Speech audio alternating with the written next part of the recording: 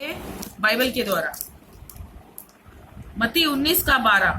क्योंकि कुछ नपुंसक ऐसे हैं जो माता के गर्भ ही से ऐसे जन्मे, और कुछ नपुंसक ऐसे हैं जिन्हें मनुष्य ने नपुंसक बनाया, और कुछ नपुंसक ऐसे हैं जिन्होंने स्वर्ग के राज्य के लिए अपने आप को नपुंसक बनाया। जो इसको ग्रहण कर सकता है वह ग्रहण करे। हम परमेश्वर का धन्यवाद करते हैं जो आज परमेश्वर ने हमें वचन दिया कि 3 तरह के जो व्यक्ति होते हैं बाइबल के अंदर बताए गए हैं। कि पहला बताया है कि माँ के गर्भ से नपुंसक बच्चा पैदा होता है। नपुंसक का मीनिंग क्या होता है?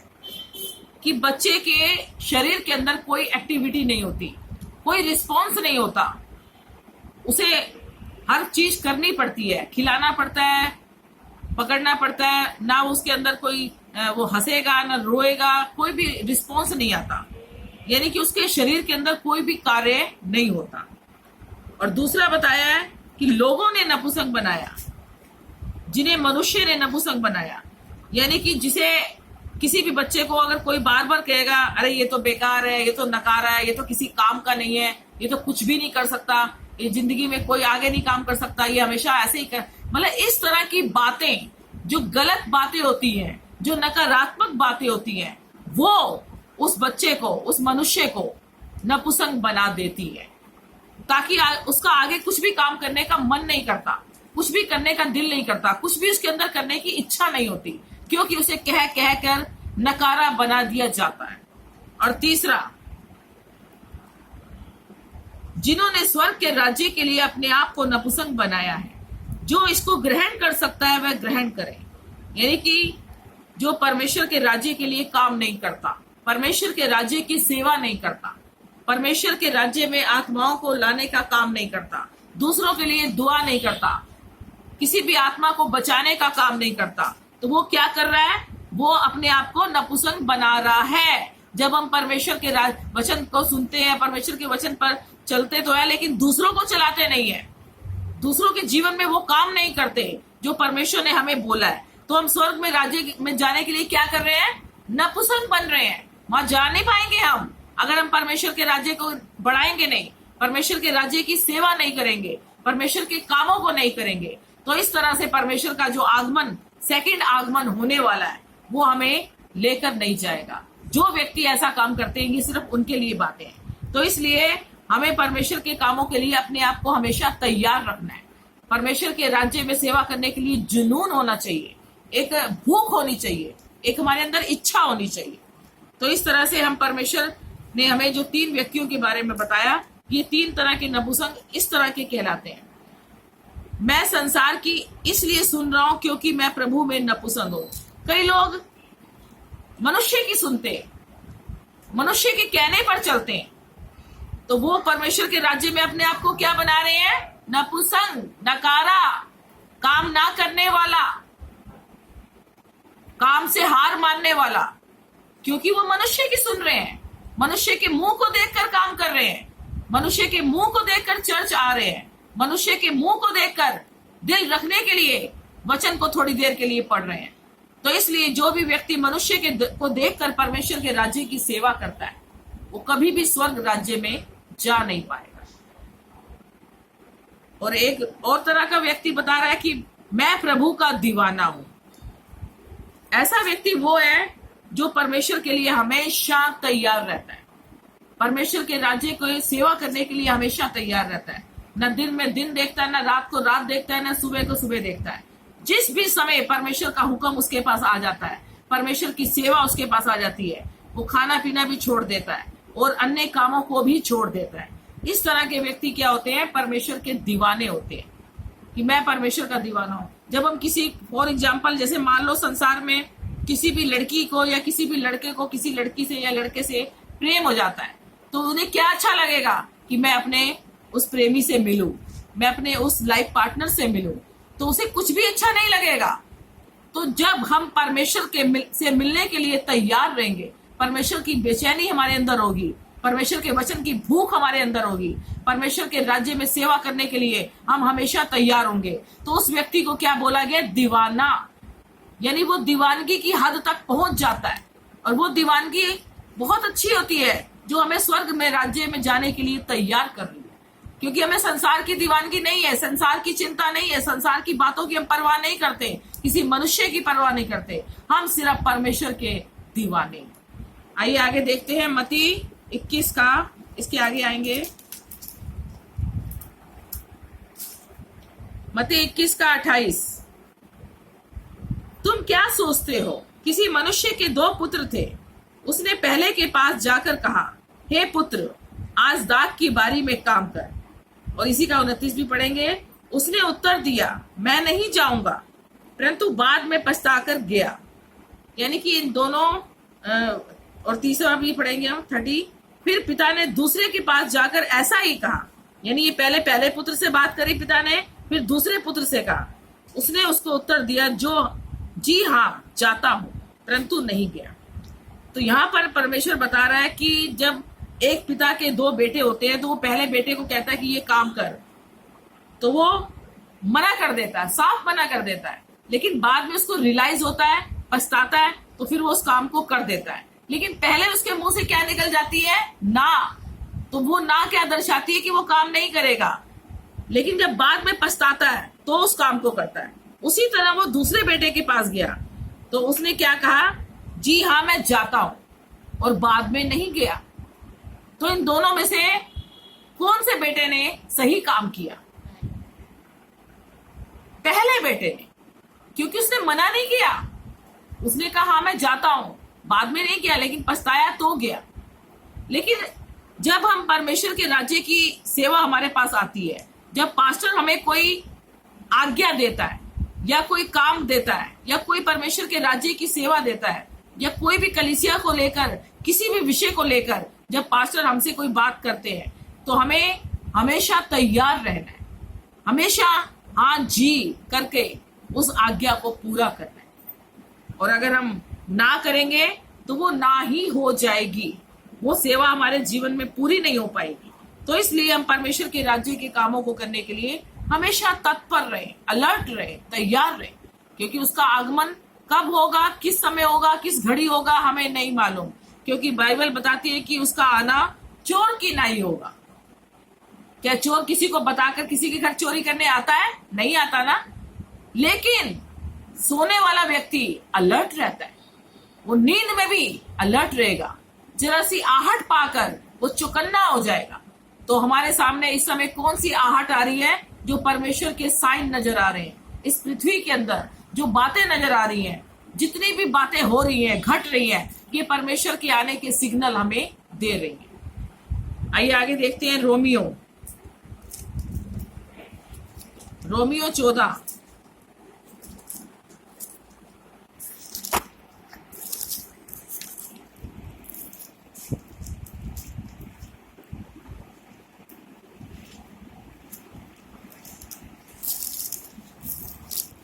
रोमियो 14 का 10 और 11।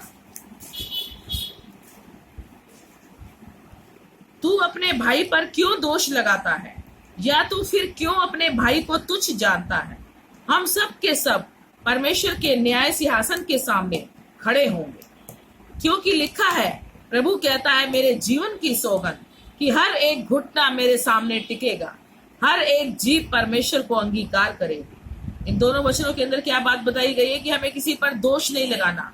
जिन्हें हम देख रहे हैं, जिनके साथ हम रहते हैं, यहाँ बताया कि तू अपने भाई पर क्यों दोष लगाता है। वो भाई संसार के अंदर कोई भी भाई हो सकता है, परिवार के अंदर भाई हो सकता है, रिलेशन में किसी भी भाई हो सकता है। यानी किसी भी बात के लिए हमें उस पर दोष नहीं लगाना, उसे तुच्छ नहीं समझना, कोई भी गलती उसके अंदर से नहीं निकालनी। कहते हैं ना, जब हमने पहले वचन के अंदर सुना कि मनुष्य किसी को कहकर नपुंसक बना देता है, तो हमें किसी को तुच्छ नहीं समझना, अपने से ऊंचा नहीं समझना, अपने से किसी भी चीज में आगे नहीं समझना।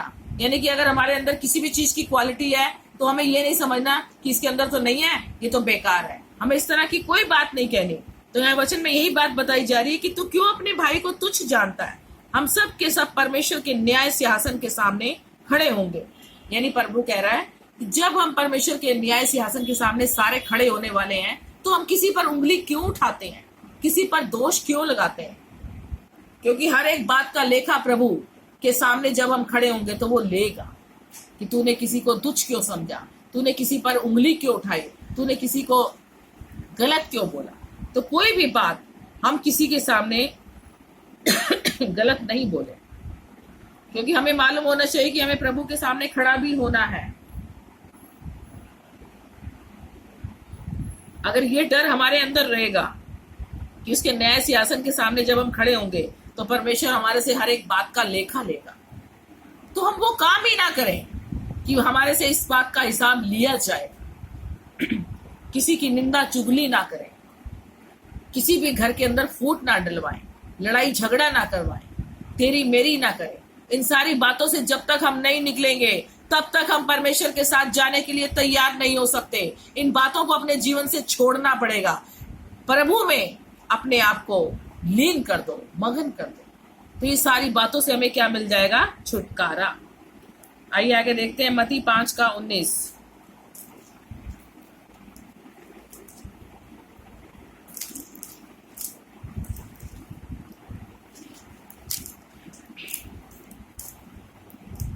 इसलिए जो कोई इन छोटी से छोटी आज्ञाओं में से किसी एक को तोड़े और वैसा ही लोगों को सिखाए, वह स्वर्ग के राज्य में सबसे छोटा कहलाएगा। परंतु जो कोई उन आज्ञाओं का पालन करेगा और उन्हें सिखाएगा, वही स्वर्ग के राज्य में महान कहलाएगा। यानी कि जो छोटी छोटी आज्ञाओं को भी तोड़ते हैं। छोटी छोटी आज्ञाएं कौन सी होती, जो अभी हमने सीखी है वचन के द्वारा। इससे पहले वाले वचन में बताया गया है कि अगर किसी को हम तुच्छ जानते हैं तो हम क्या कर रहे हैं? परमेश्वर की आज्ञा को तोड़ रहे हैं, परमेश्वर के प्रेम को तोड़ रहे हैं। डिस्टर्बेंस आ रहा है बहुत ज्यादा। सबको बोलो म्यूट कर लेंगे। सब अपना फोन म्यूट कर लेंगे, मुझे किसी की आवाज नहीं चाहिए।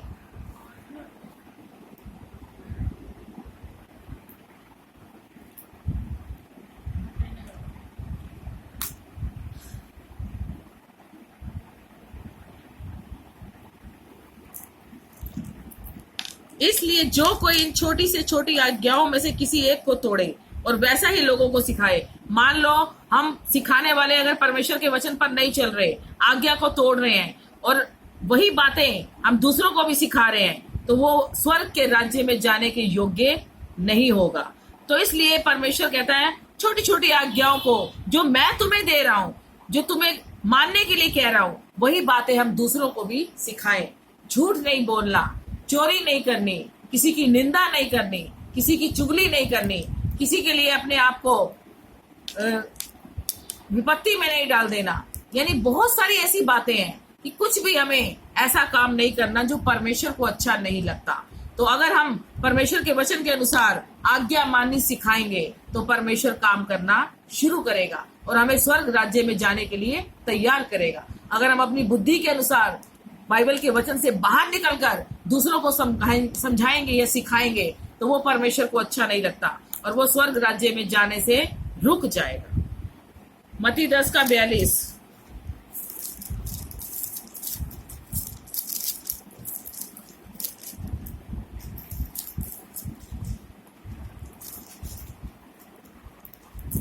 जो कोई इन छोटों में से एक को मेरा चेला जानकर केवल एक कटोरा ठंडा पानी पिलाए, मैं तुमसे सच कहता हूं वह किसी रीति से अपना प्रतिफल ना खोएगा। छोटे किसको बोला गया है? बच्चों को नहीं बोला गया, बच्चे तो छोटे होते हैं। छोटे उन्हें बोला गया है जो कमजोर है, गरीब है, लाचार है, छोटी जाति के। कई लोग बड़ा घिन करते हैं, बहुत पक्षपात करते हैं। तो हमें किसी से भी कोई पक्षपात नहीं करना। जितने लोग अन्य जाति में भी आते हैं जो परमेश्वर के वचन को भी नहीं जानते, हमें उनसे नफरत नहीं करनी। अगर वो हमारे घर में आता है तो हमें उसे क्या समझना है कि ये मेरे प्रभु का चेला है, ये प्रभु के, क्योंकि परमेश्वर का आत्मा उसके अंदर है। अगर हम उसे चेला जान के ग्रहण करेंगे तो हमें उसका प्रतिफल मिलेगा। आगे आगे वचन में क्या बता रहा है कि जो कोई इन छोटों में से एक को मेरा चेला जानकर केवल एक कटोरा ठंडा पानी पिलाए, तो मैं तुमसे सच कहता हूं कि वह किसी रीति से अपना प्रतिफल ना खोएगा। यानी कि अगर हमारे घर पर कोई आता है तो हम उसे प्रभु का चेला जानकर ठंडा पानी पिलाएंगे, तो प्रभु कहता है कि तू उसका प्रतिफल नहीं खोएगा, क्योंकि हम यीशु के नाम से उसका आदर कर रहे हैं, यीशु के प्रेम के द्वारा उससे प्रेम कर रहे हैं, यीशु की आज्ञाओं के द्वारा उस आज्ञा को पूरा कर रहे हैं। तो इसलिए हमारे घर पर कोई आए, किसी के घर पर भी कोई आए, तो उसे एक गिलास जब हम ठंडा पानी पिलाते हैं तो प्रभु ने उसका भी प्रतिफल रखा हुआ है, और उससे बढ़कर अगर हम उसके साथ करते हैं तो परमेश्वर उसकी आशीष भी हमारे लिए तैयार कर चुका है। तो इसलिए अपने घर पे आए किसी भी व्यक्ति का अनादर मत करो, किसी को बेइज्जत मत करो, किसी को अगर पानी चाहिए तो पानी दो, किसी को रोटी चाहिए तो रोटी भी खिलाओ, किसी को कपड़ा चाहिए तो कपड़ा भी दो। और अगर तुम ये तीनों चीजें नहीं कर सकते तो उसके लिए कम से कम प्रार्थना तो कर सकते हो। प्रार्थना करो, दुआ करो। यीशु के नाम की दुआ कभी खाली नहीं जाती, क्योंकि परमेश्वर का वचन अपना काम करे बिना वापस नहीं लौटता। तो इसलिए हम जब इन आज्ञाओं को पूरा करेंगे तो परमेश्वर की आज्ञा को पूरा कर रहे हैं। आइए हमारा आखिरी वचन प्रकाशित वाक्य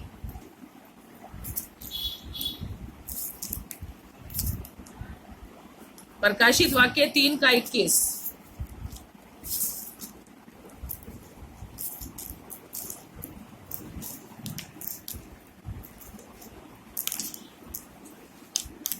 जो जय पाए मैं उसे अपने साथ अपने सिंहासन पर बिठाऊंगा, जैसे मैं भी जय पाकर अपने पिता के साथ उसके सिंहासन पर बैठ गया। यानी जो जय पाए उसे अपने साथ अपने सिंहासन पर बिठाऊंगा। जय किस चीज में पानी है? हमें संसार की बातों से, संसार की गलत आत्माओं से छुटकारा पाना है, संसार की गंदी सोचों से हमें छुटकारा पाना है। जब हम इन चीजों को छोड़ देंगे, इन गलत बातों को करना छोड़ देंगे, बोलना छोड़ देंगे, किसी के साथ गलत व्यवहार करना छोड़ देंगे, तो हम क्या पाएंगे? उन चीजों में जय पाएंगे। और जब हम जय पाएंगे तो परमेश्वर हमें साथ अपने साथ सिंहासन पर बिठाएगा।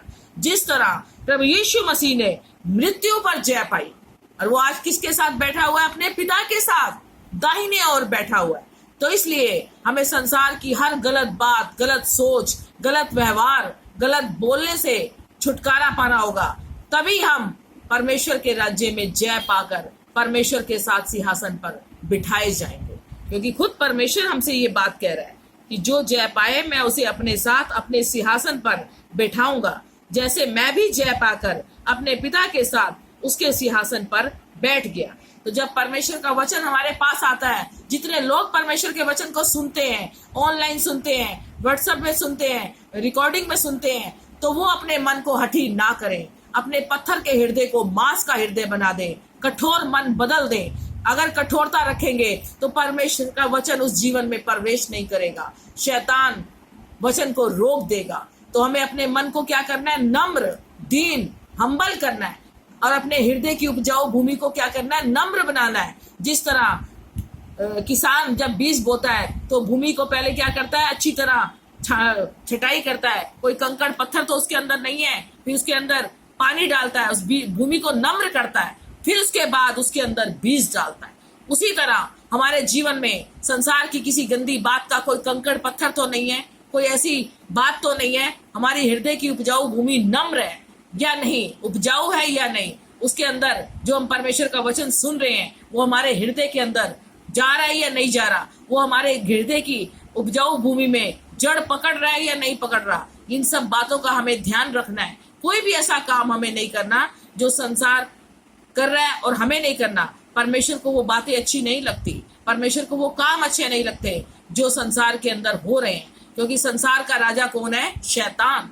और शैतान हर एक को भरमाने में लगा हुआ है, गलत कामों को करवाने में, उकसाने में लगा हुआ है, हर एक जवान को अपने चंगुल में फंसाने में लगा है। लेकिन जो परमेश्वर के वचन के साथ चलते हैं, उसके साथ संगति करते हैं, वो हमेशा बचाए जाएंगे। तो मैं प्रभु का धन्यवाद करती हूँ आज के इन सुंदर वचनों के द्वारा जो परमेश्वर ने हमसे बात करी कि हमें परमेश्वर के राज्य में अलर्ट रहना है, होशियार रहना है। किसी मनुष्य की बात को सुनकर अपने आप को नपुंसक नहीं बनाना। कि कई बच्चे माँ के गर्भ में नपुंसक होते हैं, कईयों को बनाया जाता है, कई परमेश्वर के राज्य के लिए बन जाते हैं, परमेश्वर के राज्य की सेवा नहीं करते, परमेश्वर के राज्य में काम नहीं करते, परमेश्वर की आत्मा की आवाज उनके पास आती है वो उसे अवॉइड कर देते हैं, अनदेखा कर देते हैं, अपने मन को हठी कर देते हैं। तो हमें इन सब बातों से अपने आप को बचाना है, हमें नपुंसक नहीं बनना, हमें परमेश्वर के राज्य में साहसी और होशियार और एक भूखा, जिसे भूख लगी हुई है, खराई से चलने वाला और परमेश्वर के साथ चलने वाला बेटा या बेटी बनना है। आइए हम प्रभु का धन्यवाद करते हैं आज के सुंदर वचनों के द्वारा जो परमेश्वर ने हमसे बात करी। आइए हम सब प्रार्थना करते हैं वचन को लेकर। वचन के लिए प्रार्थना करें। प्यारे पिता, सर्वशक्तिमान, सारी सृष्टि को बनाने वाले, आकाश और पृथ्वी की रचना करने वाले सत्यनिष्ठ पिता, हम आपका करोड़ों बार धन्यवाद करते हैं। प्रभु, हम किसी मनुष्य को देखकर ना चलें, किसी मनुष्य की बातों को अपने जीवन में ग्रहण ना करें। कोई भी गलत बात अगर हमारे लिए बोली जाती तो उसे नकार दे। प्रभु, हम तेरे राज्य में एक जुनूनी, जिस तरह मूसा, दानियल, अब्राहम, दाऊद तेरे राज्य में सेवा करते थे, तुझसे प्रेम करते थे, तेरे कामों को करते थे, तेरे राज्य में आत्माओं को लाते थे और विश्वास में चट्टान की तरह मजबूत थे। प्रभु, उस तरह और उनसे बढ़कर तू हमें बना।